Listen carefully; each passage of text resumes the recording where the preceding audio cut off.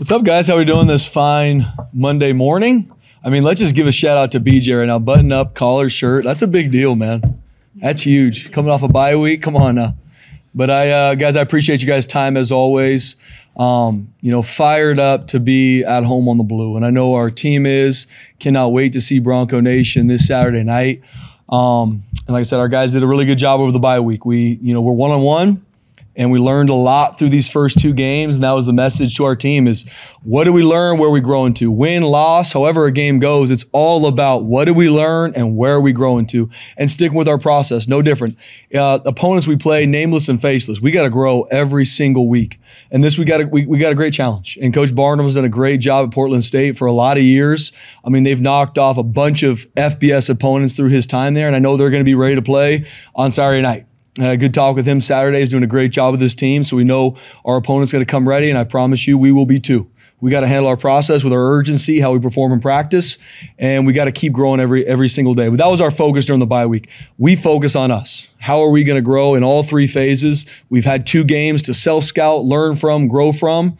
And then let's fix those issues. I met with our leadership group this morning. It was like, hey guys, we've learned a lot through 2 games. We know who we are. We know each position group. We know who we are as players. How do we not have to make the same mistake twice? Learn and grow and keep pushing forward. So I'm proud of how our team did that over the bye week. Had a couple days off and then ready to hit the ground running. We got meetings later tonight and then practice. So cannot wait to get in front of Bronco Nation on the blue.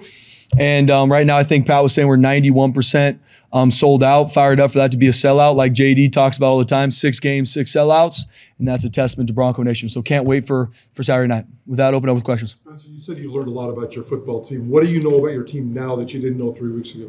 Yeah, I think we got a team that will keep swinging. And you don't know that going in. I also know our team's going to cut it loose on game day in a good way.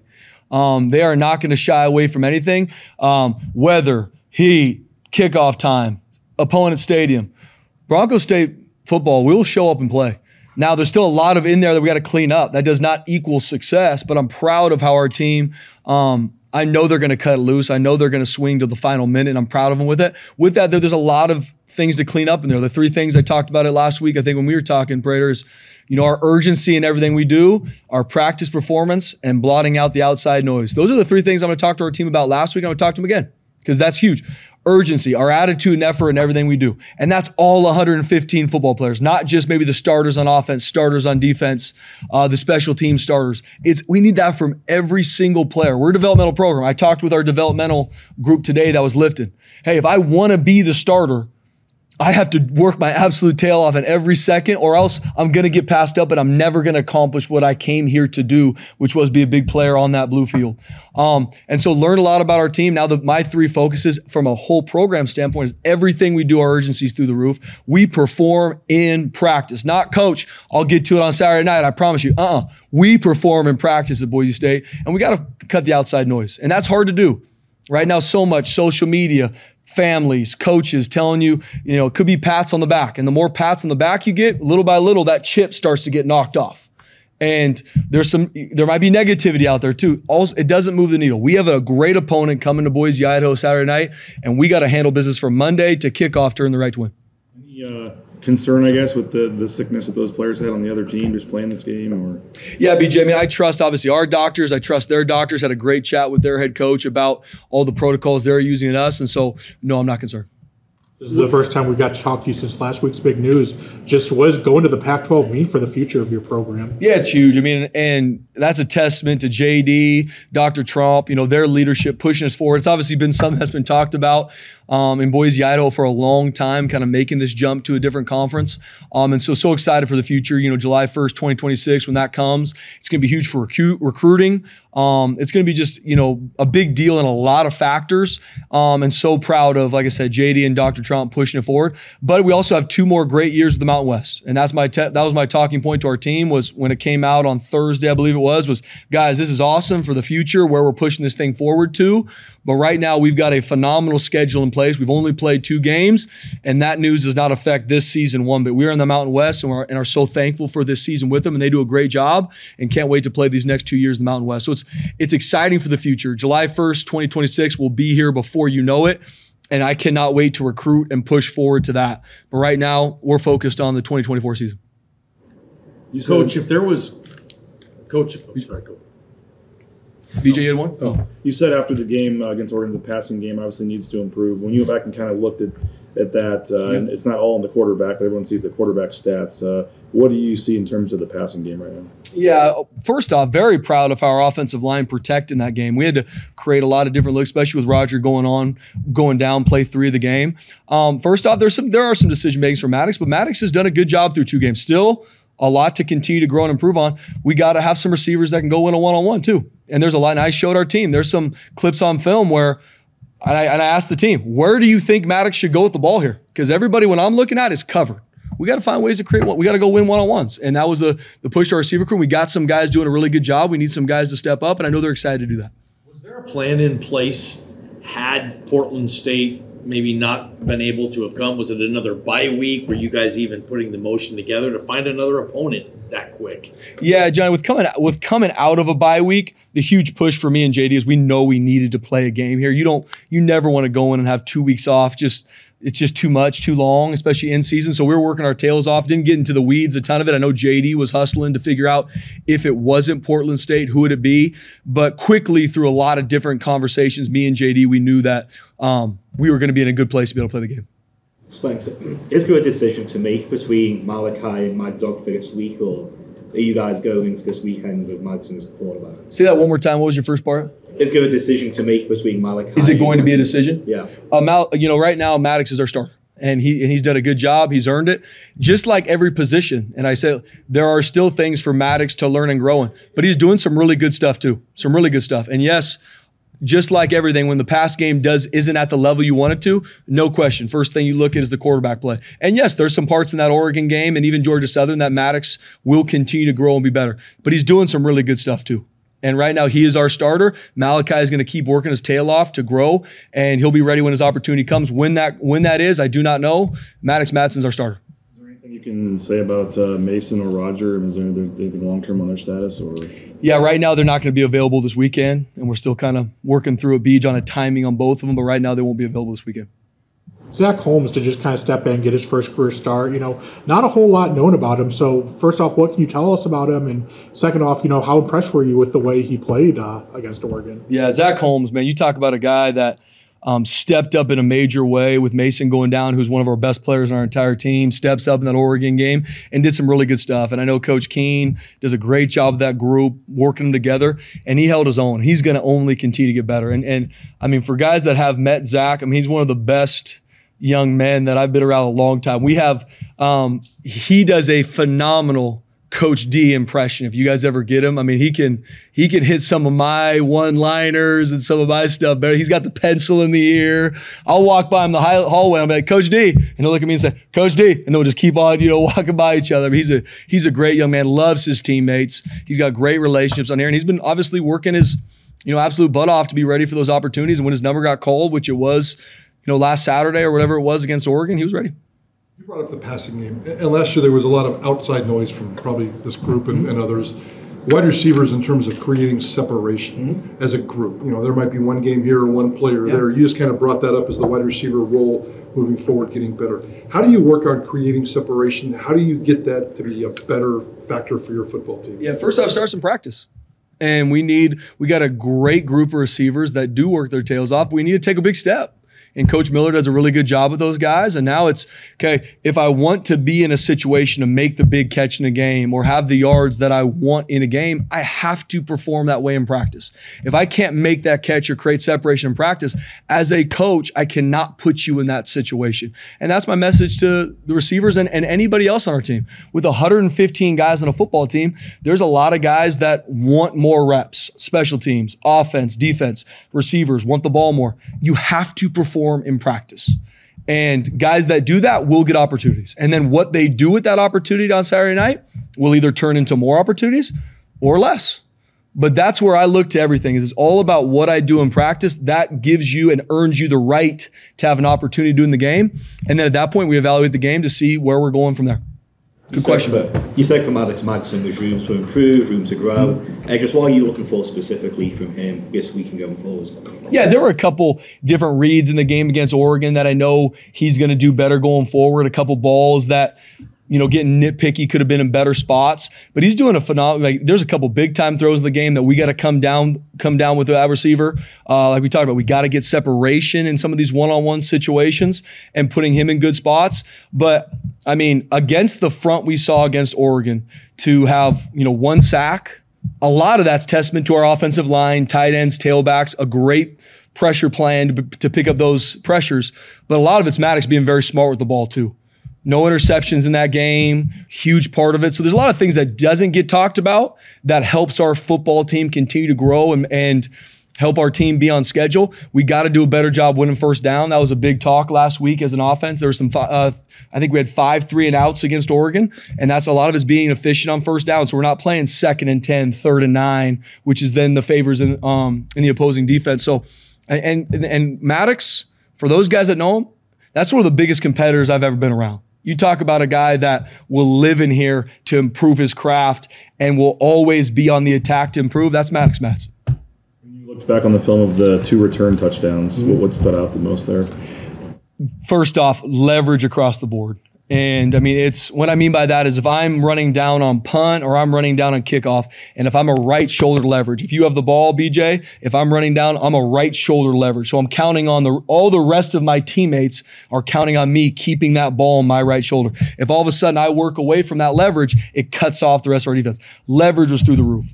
I mean, on the kickoff, there's 4 guys unblocked to make this tackle, and he cuts back on us, and 3 guys lose their leverage. Once again, it's on me as the head coach. We obviously didn't do a good enough job repping it.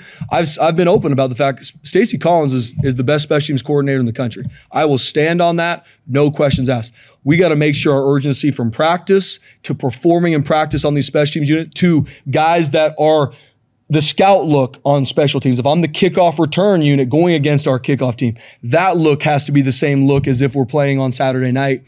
No different on offense and defense. But leverage was the biggest thing that showed up, BJ, and we got to have guys that can go down there and make that tackle. And so it's going to be competition through the roof, and they did a really good job. Obviously, last week in the bye week, you hate to lose a game and have to have that pain to use that as fuel, but it did. And it wasn't the only reason we lost that game, but it obviously had a huge part in it. 14 points is a huge part. And so the leverage, making sure the right guys are in the right spots, especially on our cover units, and continue to grow our specialists to make sure we can kick that ball out. I mean, that's the luxury that some schools have, is they know their kicker's going to kick it out of the end zone every time. We're going to keep growing these things. So it's multifaceted. We're also going to look at a bunch of different ways to make sure, even schematically, we're on the cutting edge on kickoff and punt to make sure, especially against an elite returner like Oregon had, and we're going to continue to see elite returners week in and week out. We've got to have better answers. Spencer, why are American sports fans obsessed with quarterbacks? It's a great question. I mean, I played quarterback in high school, as you guys can tell. I mean, Horizon High School's finest, man. I probably threw the ball twice. No, but it's, I don't know. It's a good question. I think just like anything, it's something that it's when you're a fan of a sports team, especially football, and you're going to know one player, you're going to know the quarterback. Everything he does, I mean, he touches the ball every single play, and they're going to either be the guy that's loved and carried off the field or vice versa. And so I think it's just, the American culture and what it is with football. It's been a part of our culture for so long. It's an amazing game that teaches you about life. And I think the quarterback who touches the ball every single time is an easy target. What does Portland State do that stands out for you? Yeah, first off, I mean, these guys play hard. I mean, like I said, Coach Barnum, I think the world of him, known him for a little bit, and he's, done it at a high level in the Big Sky. And they've consistently over the years, they've beaten multiple FBS schools, beating some Pac-12 schools over the years too in his time. And I know they're going to be ready to play us. Offensively, they got a quarterback that can run all over the place. I mean, he's been a matchup issue in every game last year, and even these couple games they've had. I mean, it's tough to get him. It's 3rd and 10. If everybody's covered, he's not, and he's out of there, and he can run to get a first down. They got a swing tailback receiver, number 17, that does a great job catching the ball in the backfield. They got a San Jose State transfer receiver that does some really good things, number 2. On defense, these guys, they fly around, and they're still kind of finding their identity. They do some similar things to us. Tyrese is Khalil's brother, Shakir, and he's a great kid, really good player for him. He plays field corner for him, so I'm excited to see him again. He's growing into be a really good player for him as a senior. They got a linebacker. Their Mike linebacker makes a ton of plays. He's got a couple sacks. I think he's got 19 tackles through 2 games. So, I mean, they're going to play hard. They're well coached. They're not going to be afraid of coming in and playing on the blue against Boise State. They played at Wazoo, at Weber. They played against a bunch of big. This is not going to wow them. We got to be ready to play, and they're going to be extremely well coached and play hard. Touched on at the beginning, but to literally be the only FBS team that hasn't had a home game yet. The new sound system. You get to have the lights going for the night game. Just close to a sellout. Just the tailgating all day. I mean, just to have a football game back in this stadium on Saturday. What's the excitement level? Yeah, BJ. I mean, I can't wait. And I was actually talking with Prater and Johnny the other day. My first home game on the blue was 2017. We played Troy at home. It was a day game. And I'll never forget running out that tunnel and just the feeling of Bronco Nation on the blue. And this is before the lights and some of the new sound stadium and the new scoreboard. And there's nothing like it in college football. And I believe that. I don't believe there's any better place to play college football than on the blue right here in Boise, Idaho. I mean, it's a place where their fan base loves their team. No matter what time kickoff is, they will be there. I am a firm believer that this game will be a sellout Saturday night. And there's so much tradition with the blue field. There's one of the winningest teams at home over the past 2 decades. And I'm talking to our team, like, guys, that's why this facility's built, is you had a group of guys for decades that when they played a game on the blue, they found a way to win. And that's got to be our team. I mean, we've lost too many games on the blue over the years. I've been a part of a lot of those. We got to get it right. We got to fix it. When we come home to play on the blue in front of Bronco Nation, at home in Boise, Idaho, we got to find a way to win. And there's so much legacy, so much tradition with it. And I even told some of our new coaches that haven't had a home game on the blue yet, like, guys, get ready. There's nothing louder. There's nothing more exciting than playing in Albertson Stadium. And so I can't wait. Andrew Simpson's been a disruptor for you guys on defense through the first 2 games. I mean, obviously we knew last year what he had, but what's he added this year to his game? Yeah, Drew's did a really good job, and I'm proud of him and how he's continued to fine-tune his game. And as we all well know, I mean, we use Drew in a lot of different ways. We put him in a lot of different spots. He can do a lot of stuff in the front 7. Like I've talked, he's one of the best blitzing linebackers we've had here. And he's even been able to fine-tune his tool belt to where it's not just some of the chaos he's creating with the blitzes, but he's also his read and react skills, his plays in coverage. Like, he's done a really good job through 2 games. I'm excited for him to even take another big step. He plays in a bunch of different roles. He's involved in every single package we got from, we got multiple packages on defense. He's involved in some form or fashion in every single one of them. And his game's continually going to grow. And I'm excited for the game he's going to play this weekend, and even as he grows through the end of the season. But I mean, we do so much with Drew.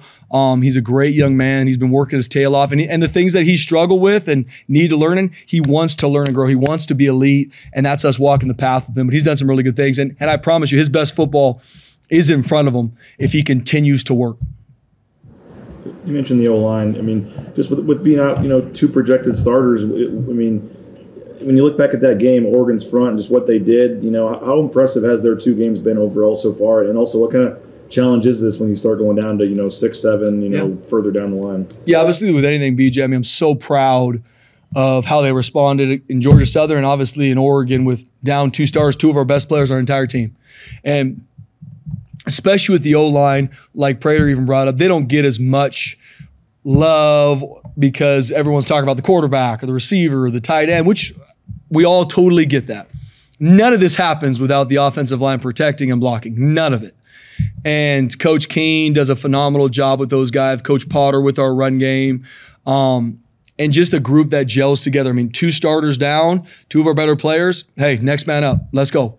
And Zach Holmes, TK have stepped up, done a really good job, had a great week last week. Now, for us going forward, we got to continually build the depth of that O-line, especially for we've only played 2 games. And that was even something I talked to our team about, is usually you have bye weeks kind of, week 6, week 7, you can kind of look back on multiple games. We had 2 games. So guys, we haven't even played conference yet. We have not even begun to really write our story. So whatever you feel good or bad about, right now is the time to learn and grow and fix it. But 2 games in with our offensive line, with the starters we have down, proud of how they've gelled together, BJ, proud of how they competed. And I know they're going to continue to get better as the year goes. We got to continue to build depth though, and especially in the interior of our offensive line, because you just never know how that's going to go. I mean, who is like now, I guess, 8, 9, 10, or who are the next couple of guys that you're needing to have ready just in case? Yeah, Jason Steele's done some really good stuff. He's grown a ton. Carson Rasmussen, who's local kids, done some really good things. He's going to keep learning, growing. Jake Steele hopefully will be healthy here shortly. Jason's brother transferred from San Jose State. So those are a couple guys just in the interior that we need to continue to learn and grow and come along. We've been healthy at tackle. Cage Casey's played really well these first 2 games. Hall's done a good job coming into his first year starting. But even the depth of tackle, we got to make sure we continue to learn and grow those guys, because you just never know. Good questions. Anything else? All right. Guys, appreciate it. Appreciate it, fellas.